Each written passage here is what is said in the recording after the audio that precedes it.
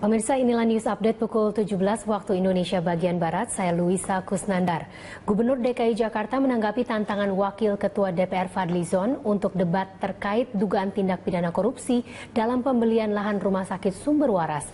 Gubernur Basuki Cahayapurnama atau Ahok bahkan menuding Fadlizon sebagai orang yang tidak mengerti hukum.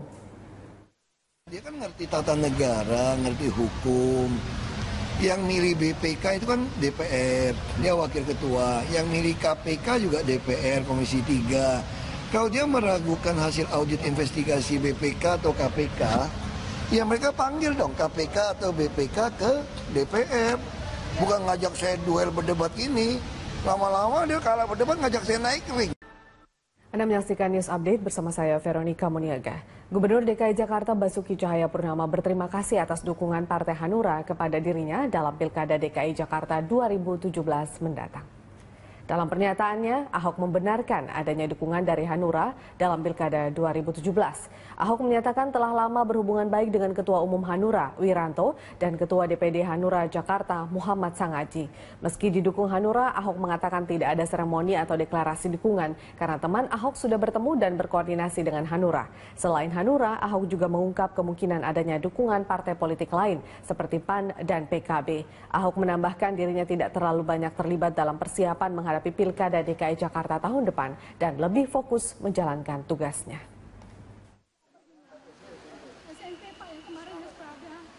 Ya terima kasih aja sih sama Pak Wiranto, memang hubungannya baik kok. Sama Ongen juga baik, dari dulu baik saya. Kita nggak pakai deklarasi ya, mereka langsung teman Ahok udah kunjungin mereka, udah cocok, ya mereka jalan. Jadi tugas saya sama teman Ahok udah jelas, sama partai yang dukung juga udah jelas. Saya konsentrasi kerja. Kita asumsi kerja sampai Oktober 2017. Kalau bisa ikut, ya daftar ikut. Kalau terpilih, ya nyambung. Jadi saya nggak gitu ngurusin proses kampanye, proses kumpul KTP. Saya hanya fokus kerja aja. Itu kesepakatan kita. Gubernur DKI Jakarta Basuki Cahayapurnama menanggapi santai usulan Komisi 2 DPR yang akan menaikkan batas dukungan calon perseorangan pada pilkada selanjutnya. Ia optimistis relawan pendukungnya mampu mengumpulkan KTP dukungan sebanyak yang dibutuhkan sesuai dengan persyaratan. Nanti teman Ahok harus kerja lebih keras lagi kan? Pak, sampai sekarang teman Ahok belum 1 juta. Berarti ada kemungkinan itu upaya parpol yang ada di DPR itu tidak bakal masih Pak?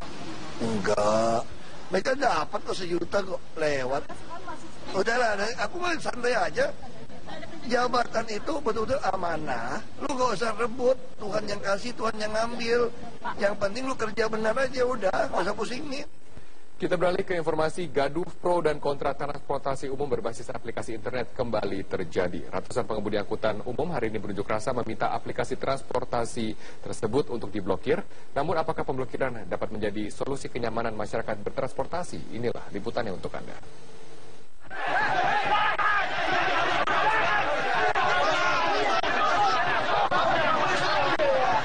Hari ini, ratusan angkutan umum yang tergabung dalam Persatuan Pengemudi Angkutan Darat (PPAD) berunjuk rasa.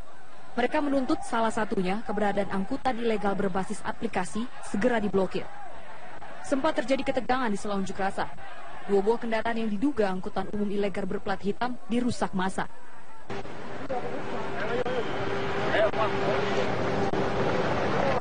Gubernur DKI Jakarta Basuki Cahayapurnama juga menegaskan keberadaan angkutan umum berbasis online ilegal karena tidak terdaftar di Dinas Perhubungan dan tidak membayar pajak.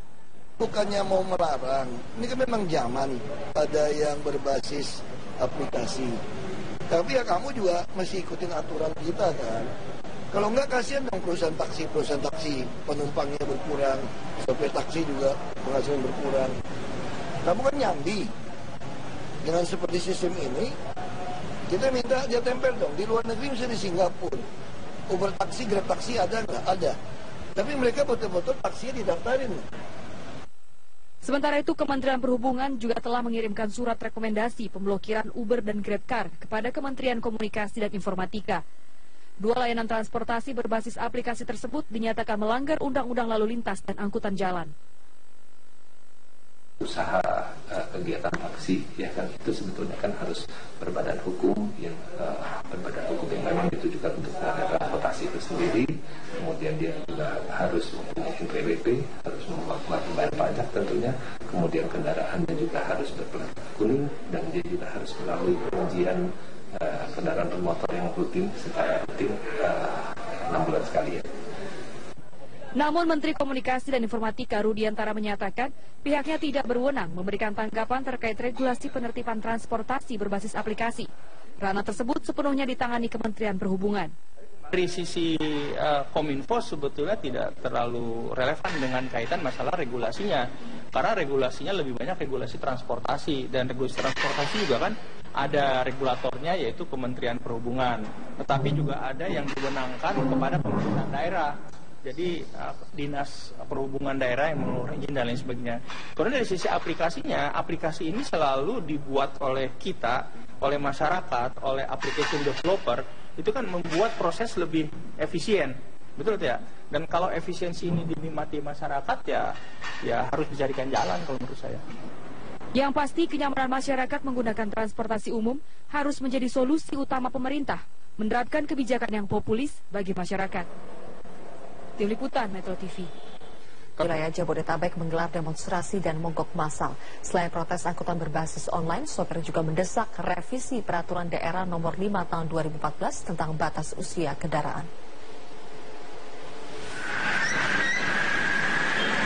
Masyarakat pengguna angkutan umum di wilayah Jabodetabek hari ini mungkin harus kecewa dengan aksi mogok massal yang dilakukan oleh seluruh angkutan transportasi darat, baik Metro Mini, Kopaja, angkot, taksi hingga bajai.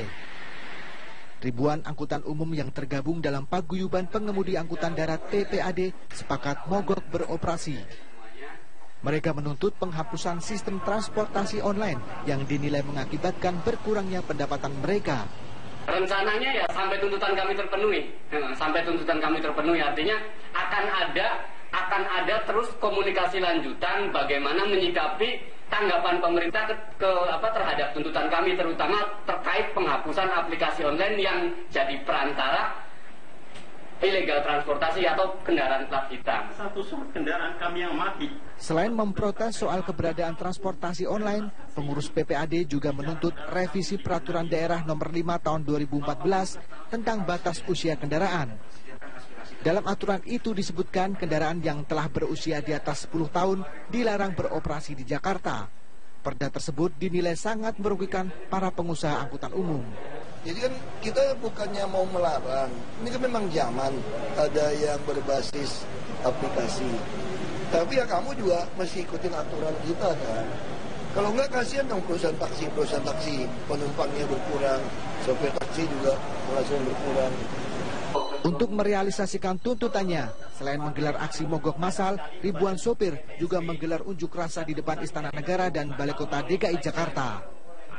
Dari Jakarta, Sumantri, Metro TV.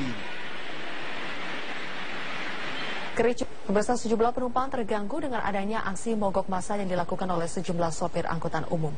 Dinas Perhubungan DKI Jakarta telah mengantisipasi hal tersebut dengan menyediakan bus sekolah sebagai armada pengganti pengangkut penumpang. Sejumlah penumpang yang kebingungan tidak mendapatkan angkutan umum di kawasan Blok M Jakarta Selatan akhirnya diangkut dengan menggunakan bus sekolah yang disediakan oleh Dinas Perhubungan DKI Jakarta. Bus sekolah ini digunakan setelah selesai mengangkut sejumlah siswa menuju ke sekolah. Operasional armada pengganti tersebut melayani sejumlah rute seperti Manggarai, Tanah Abang, dan Kampung Rambutan. Dinas Perhubungan sudah antisipasi memerintahkan untuk menyediakan bus bantuan yang selama ini dipakai untuk anak sekolah. Setelah anak sekolah diantar 6:30, mereka dikerahkan untuk bus bantuan sesuai perintah pimpinan kita kepada Dinas Perhubungan. Berapa Pak? Untuk terminal Blok M ini sudah mendapat 6 bus bantuan. Tujuannya ke Manggarai 3 bus, 2 ke Tanah Abang, 1 ke Kampung Rambutan. Itu disesuaikan dengan kondisi jumlah penumpang yang ada. Kita beralih ke informasi. Kementerian Koordinator Maritim akan terus berupaya memperpendek waktu tunggu bongkar muat barang di pelabuhan atau dwelling time seperti yang diharapkan oleh Presiden Joko Widodo.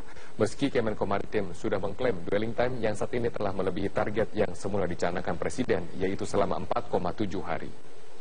Deputi 2 Bidang Koordinasi Sumber Daya Alam dan Jasa Kemenko Maritim Agung Kuswandono mengatakan hingga kini dwelling time kapal yang masuk ke Pelabuhan Tanjung Priok sudah kurang dari 4 hari atau 3,6 hari.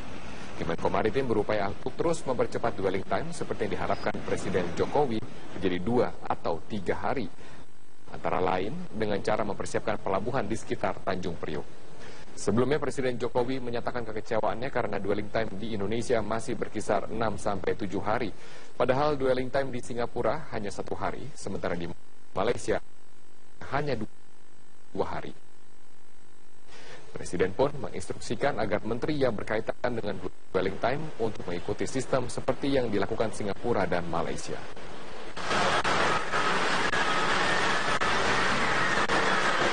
Bahwa untuk mengurangi dwelling time di Tanjung Priok, kita perlu menengok pelabuhan-pelabuhan di sekitar Tanjung Priok. Jadi selama ini kita fokus terus ke Tanjung Priok, seolah-olah di sekitar kita tidak ada pelabuhan yang sanggup untuk membantu Tanjung Priok. Tapi tadi pagi saya mendapatkan informasi bahwa di Merak, di Banten, selama ini sudah ada 3 pelabuhan yang bisa kita siapkan untuk menampung kontainer khusus untuk perusahaan-perusahaan besar yang ada di Banten. Tetaplah Persatuan Pembangunan hari ini kembali mendatangi Kementerian Hukum dan HAM dengan agenda pembahasan Islah Partai. Pertemuan hari ini merupakan ketiga kalinya Kemenkumham memfasilitasi dan memediasi pembahasan rencana Islah Partai P3. Pertemuan berlangsung selama 3 jam dengan dihadiri sejumlah kader partai yang tidak berasal dari kubu Romi atau kubu Jan Farid, melainkan tim yang mengatasnamakan Majelis Islah P3. Kedepannya, para kader berharap bisa menyelesaikan konflik di tubuh partai secara internal tanpa harus difasilitasi oleh Kementerian Hukum dan HAM.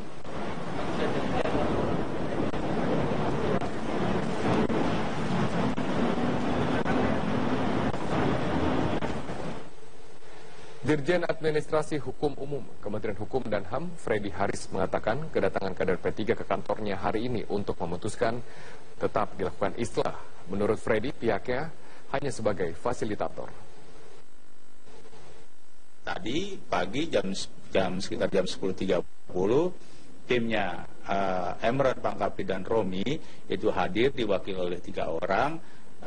Tim Jan Faridnya tidak datang, tapi timnya dari Majelis Islah yang quote and quote adalah timnya Surya Dharma Ali itu datang dan telah menghasilkan sebuah kesepakatan bahwa mereka akan terus melanjutkan islah ini, ya, apapun namanya, apapun prosedurnya, mereka akan terus melanjutkan. Jadi kalau tidak, mereka tentunya akan tertinggal dengan dengan proses pilkada yang akan berlangsung. Jadi mereka juga sudah sadar, gitu kan. Jadi tidak benar pertama bahwa pemerintah intervensi, itu sangat tidak benar.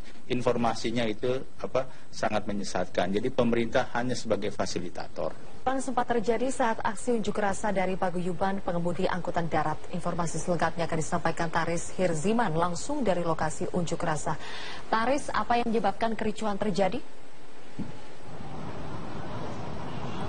Ya, Zufia, benar sekali. Pada saat terjadi unjuk rasa, massa sempat melakukan aksi long march dari Balai Kota DKI Jakarta menuju ke Istana Negara. Pada saat long march ini dilakukan, massa sempat terlibat aksi ricuh dengan merusak sejumlah kendaraan yang melintas. Di antaranya adalah taksi yang masih beroperasi dan juga sejumlah kendaraan plat hitam yang diduga merupakan bagian dari Uber. Perusakan kali ini dilakukan karena para massa yang melakukan unjuk rasa ini memaksa para pengemudi taksi untuk ikut berunjuk rasa untuk menolak keberadaan transportasi berbasis aplikasi online ini. Sementara itu, para pemilik kendaraan berplat hitam yang mobilnya turut dirusak pun rencananya akan melaporkan kejadian ini ke Mapolres Jakarta Pusat untuk ditindaklanjuti. Dan Zilvia, saat ini unjuk rasa di sekitar kawasan Istana Merdeka sudah selesai dilakukan, dan para pengunjuk rasa ini yang terdiri dari para supir taksi, bajai dan juga angkutan umum lainnya pun sudah kembali beroperasi hingga hari Jumat depan. Dan rencananya apabila tuntutan mereka tidak dipenuhi sampai hari Jumat minggu ini, maka rencananya mereka akan melakukan aksi mogok massal yang lebih besar dibandingkan dengan saat ini. Dan begitupun mungkin ada kemungkinan dilakukan unjuk rasa lanjutan pada hari Jumat mendatang. Zulfia. Baik, Taris Herzima melaporkan langsung dari lokasi unjuk rasa. Citarum yang selalu merendam wilayah Kabupaten Bandung secepatnya akan diatasi oleh pejabat terkait.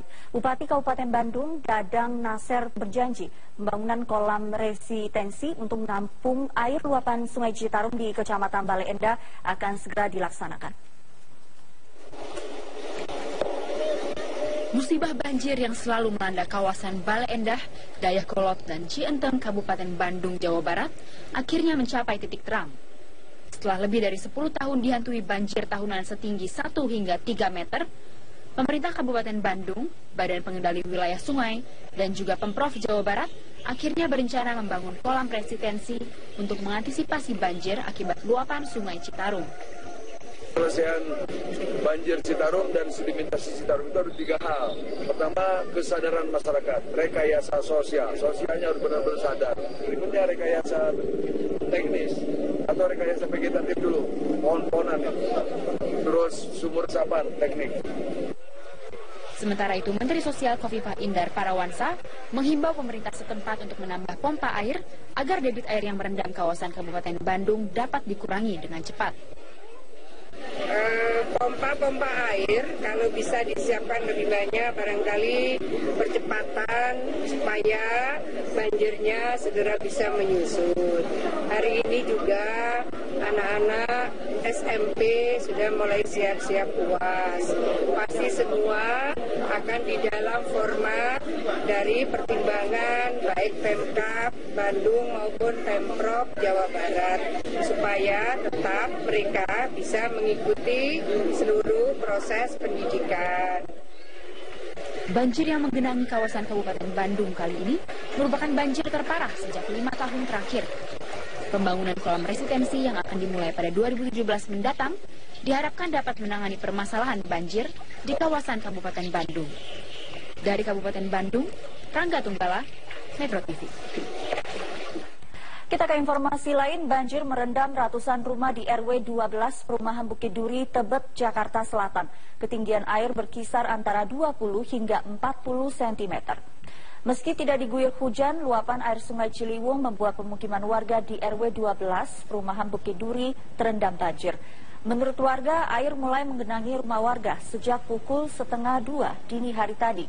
Ketinggian air semakin naik hingga mencapai 40 cm pada pukul 6 pagi. Perumahan Bukit Duri kerap menjadi daerah langganan banjir karena posisinya yang berdekatan dengan Sungai Ciliwung. Meski sering terkena banjir, warga masih enggan mengungsi dan lebih memilih untuk bertahan di rumah masing-masing. Iya, oh ini banjirnya udah dari jam berapa? 1:30, tadi jam 1 kalau mulai itunya. Masuk ke rumah jam 1:30. Karena hujan atau karena luapan? Luapan, kiriman dari Bogor. Memang di daerah ini sering banjir? Sering, ya. Waktu hari Selasa juga banjir.